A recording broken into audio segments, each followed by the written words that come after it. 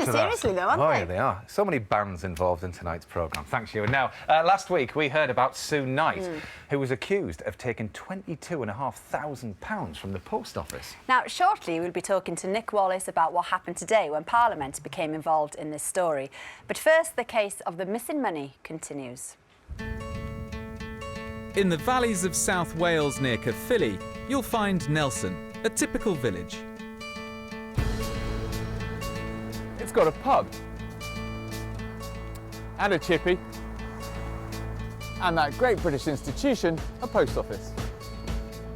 The postmaster here is Steve Phillips. Like dozens of other postmasters across the country, he started to find that the branch accounting system, Horizon, said money was going missing. Thanks a lot. He thinks there's a serious glitch in the system. The three of us that work it were getting scared to press the button on the Horizon system because we didn't know what was coming up, whether we were going to be £1 or £2 up or down, or whether we were going to be £1,000 down.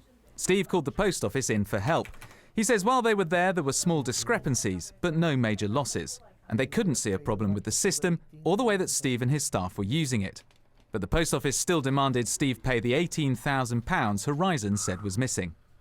The post office's attitude is, you've lost the money, you've got to pay it back. But I've had people here been watching us for weeks, and anything that's untoward, we're not doing anything wrong. The post office have told us Horizon successfully processes millions of transactions every day, and it's only a tiny fraction of sub-postmasters who have any problems. Steve disagrees. I go to wholesalers locally, and I meet sub-postmasters there who've been in the business for over 30 years. And they're all telling me the same thing. Do not trust the Horizon system. And it's not just the people Steve knows. There are at least 150 postmasters who claim they've experienced serious problems with the Horizon system. 5 years ago, these former sub-postmasters met for the very first time in this village hall in Warwickshire to discuss their problems. That day, the Justice for Sub-Postmasters Alliance was born. These are people who've lost their post offices and were told to pay tens of thousands of pounds. Money they say they haven't taken. Some were prosecuted for false accounting or theft, and along with at least 6 others, Noel from Anglesey was sent to prison. I'd worked for the post office for 42 years. I'd given them my life, and to find the way that they treated you. They wanted blood, they wanted everything. And you had to dwell on all this in a prison cell? Oh yes, yes. Noel was prosecuted after okaying figures he knew weren't correct. But many sub-postmasters say they were faced with the dilemma: agree to pay the post office money Horizon said was missing, or sign off the accounts as accurate. Unless you did, the following morning you couldn't open for business. What, the Horizon computer system wouldn't function? The Horizon system wouldn't let you open for business. The post office say this is wrong, that postmasters can dispute Horizon's figures and carry on trading. Many postmasters we've spoken to have told us they weren't aware of this option. The post office say they take their responsibilities to their people and customers extremely seriously. They point out there remains no evidence of any system-wide issue with Horizon, and that they've gone to enormous lengths to address the concerns of a very small number of postmasters. They set up an independent review and actively encourage people to come forward, paying for postmasters to take professional advice to make their case to a mediation scheme. They say it's hard to imagine another company doing as much, and they're committed to re-investigating all the cases that were put forward.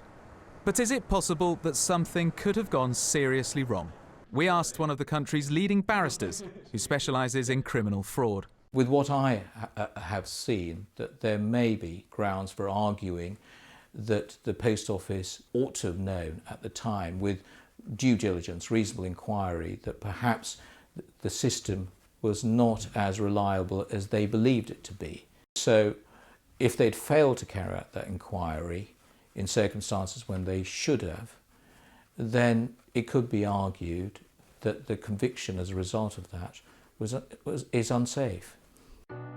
The people in this hall who pleaded guilty when the post office prosecuted them told us they didn't understand the implications of signing off accounts they knew were wrong. But if you believed yourself to be innocent, why would you plead guilty? Because I knew I couldn't defend myself. I would have gone to prison for theft of 36,000, but there was a chance I wouldn't if I pleaded guilty to false accounting. Back in Nelson, still disputing he owes any money, Steve says the post office is yet to tell him where the £18,000 that's supposed to be missing has gone. Sometime in the future, they're going to come after me after this £18,000 is missing. When? I don't know. Independent forensic accountants commissioned by the post office continue to investigate the Horizon system. Their final report is due next year. Well, Nick is here now. He spent the afternoon at the Houses of Parliament, where there's been quite a debate going on. Who was there, and what was it all about, Nick? Well, it was just MPs, and they were the only people who were allowed to speak. And you remember last week we said that they'd lost faith in this post office investigation into the Horizon scheme. Well, this debate was all about discussing that. And I must say, the post office came in for something of a pasting. They were described as arrogant, high-handed, secretive. The mediation scheme was described by one MP as a sham. And another MP went further. Take a look at this. This is a national scandal. The idea that over 150 individual sub-postmasters and mistresses who have worked tirelessly in their local community for decades, in some cases, have suddenly all worked out that they can actually fraud the system is complete and utter nonsense. Now, don't forget, the post office weren't there to defend themselves, and so they couldn't actually put their point of view across. But the Minister for Postal Affairs was there. She said that she thought that this investigation that's going on in the moment is the best way of getting to the bottom of what's happening. And the post office themselves have already said that they're committed to this scheme. And we did give the post office the opportunity to come and sit here on the sofa tonight, but they declined, didn't they? Yeah. So since our film aired on the One Show last week, I think it was last Tuesday or something, wasn't it? Have more people come forward then to complain? Well, yes, the MP who organised today's debate told me that since the piece aired on the One Show last week, he had had a number of sub-postmasters come forward as a result, and they weren't aware of the wider implications of what was going on. So these are effectively new cases. Now, these people... So, I mean, we saw Steve in the film. The same thing is happening to them. And these people are in some difficulty because applications to the mediation scheme closed in November last year. So what happens to them is still up for grabs. I mean, I presume they're still using this bit of kit. I mean, is it reliable or not? Well, that's the million-dollar question. I mean, the Post Office point out that millions of transactions are carried out on this Horizon system at post office counters every single day, and they happen successfully. But I think the nub of it is this.